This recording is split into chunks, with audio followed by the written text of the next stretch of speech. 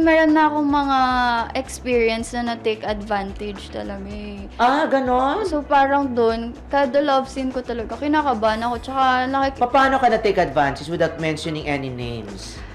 well, ano po yun, eksena po namin yun, na love scene. Nag-usap na po kami about restrictions, ganyan. Tapos hanggang sa nagulat na lang ako, nahawakan na niya yung boobs ko sa eksena.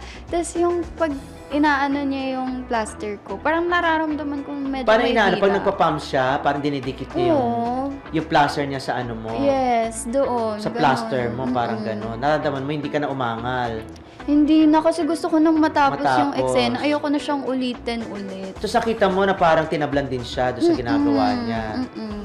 So, nakita ba kayo, pinagsabihan mo ba siya after? Parang dinaan ko na lang kay Direk. Tapos si Derek ka nagsabi. So, nakikita mo pa ba yung artista na yon, yung Ngayon actor na yun? hindi na. Pero may mga movie May mga pa rin movies siyang pa rin ginagawa. siya.